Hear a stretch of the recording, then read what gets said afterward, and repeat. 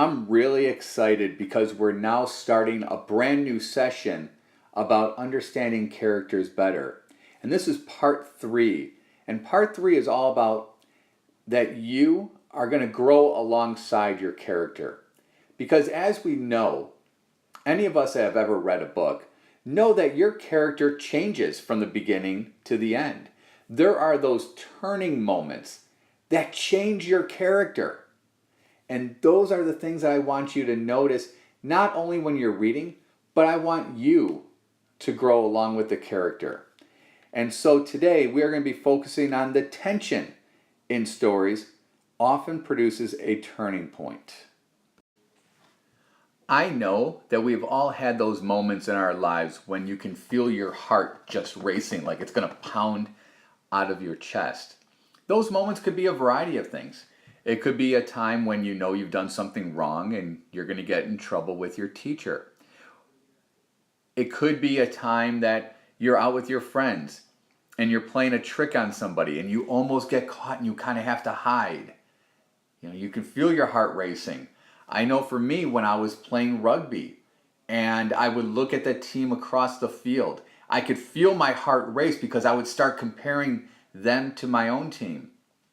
But all these heart-racing moments, they have one thing in common. And they are really turning points for all of us. Those are tests in our own lives. And when we face those heart-pounding moments, the decisions that we make during and following those moments make us grow. And that's what we're going to focus on today. And it brings us to today's teaching point. And this is what I want you to notice in your books, that there are parts of our books that often make our hearts race. I love those parts. And those are often moments when the character is facing the test. And it's really important to pay attention because what's that character going to do with that test? So what I'm going to do for you is I'm going to read to you a part of Winn-Dixie, because I've been reading it, that made my heart race. I'm going to read for you, I believe it's chapter 24. I'm going to have the words up on the screen so you can see it. I want you to read it with me. I want you to listen to my thinking of how my heart races and the thoughts that go through my mind. And I want you to get just as involved in this story as I am. So let's get clicking. It's going to be a good one today. Please follow along, you guys, as I read for you from chapter 23 of Winn-Dixie. "Save the sandwiches," Gloria Dump yelled to me. "Save the punch." "I got my dog pictures," screamed Sweetie Pie. She went running around, tearing them off the trees and the chairs. "Don't worry," she kept shouting. "I got 'em." I grabbed the platter of egg salad sandwiches and the preacher grabbed the punch, and we ran into the kitchen with them. And when I ran back outside, I saw Amanda had hold of Miss Franny Block and was helping her into the house. Miss Franny was so teetery in her high heels that the rain would have knocked her right over if Amanda hadn't held on to her. I grabbed Gloria Dump's arm. "I'm all right," she said, but she put her hand on my arm and held on to me tight. I looked around the garden before we left. All the crepe paper was melted and the candles were out, and then I saw Otis. He was standing there by his jar of pickles, looking down at his feet. "Otis!" I hollered at him over the rain. "Come on, we're going inside."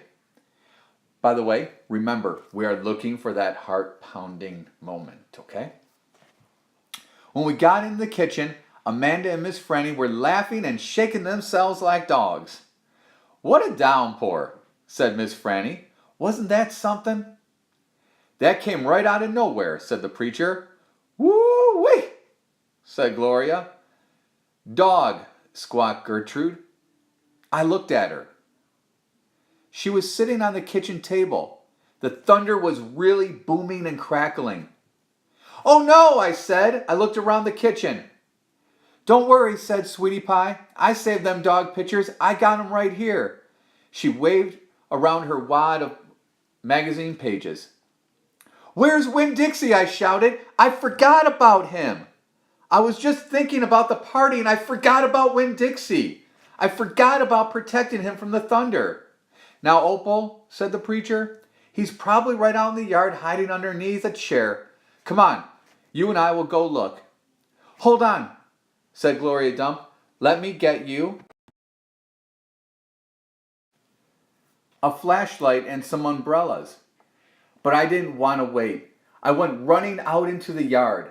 I looked under all the chairs, around all the bushes and trees.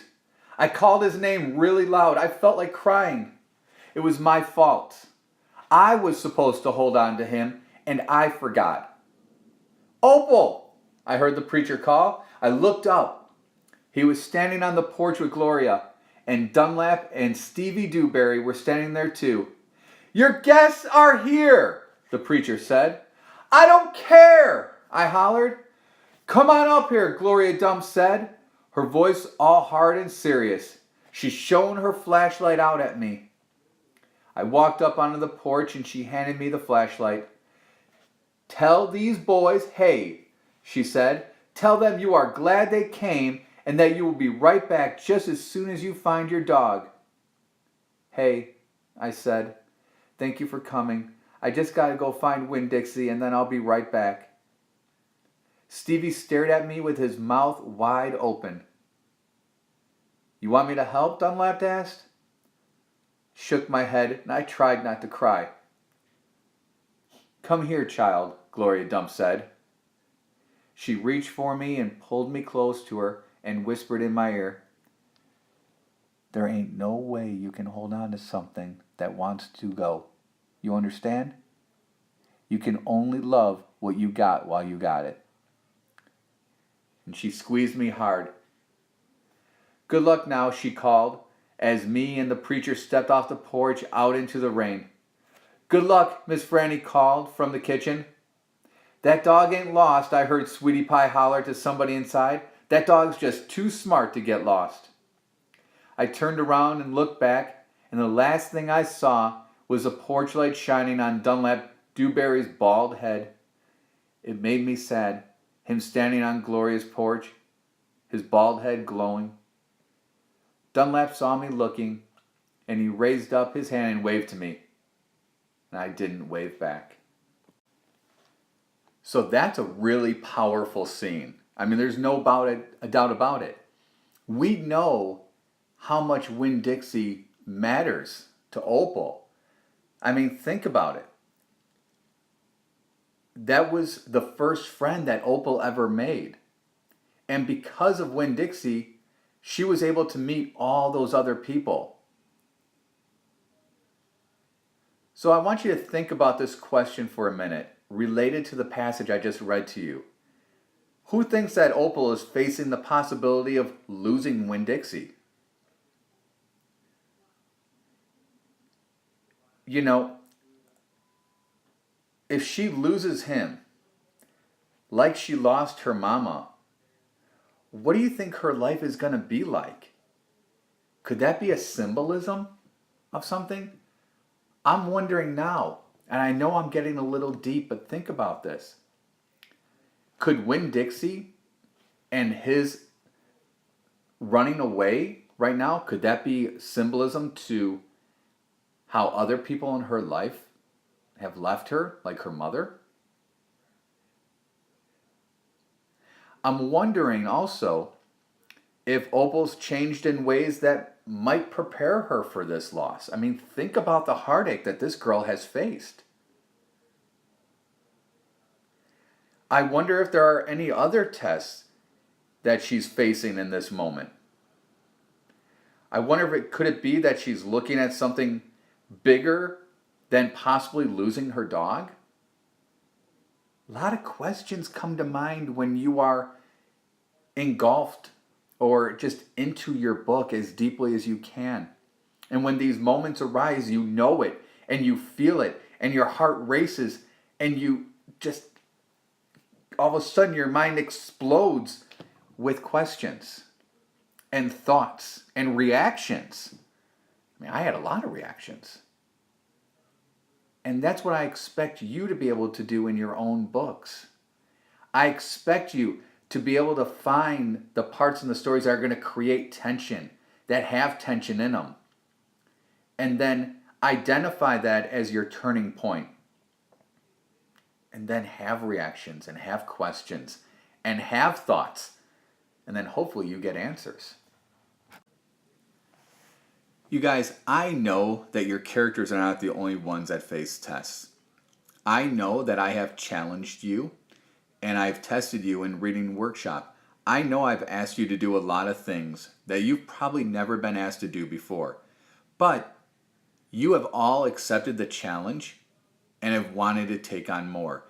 And that is something I couldn't be more proud of. But as you read on today, I want you to remember that authors, they will often test characters. And whenever your heart begins to race, your character is probably going to face some kind of test. And I want you to read closely to your story when that happens, because the author is asking something big of the character, and that is likely to be the test that is going to bring the character onto a new place. So your task for me today is going to be one where you will not be putting this on a post-it note.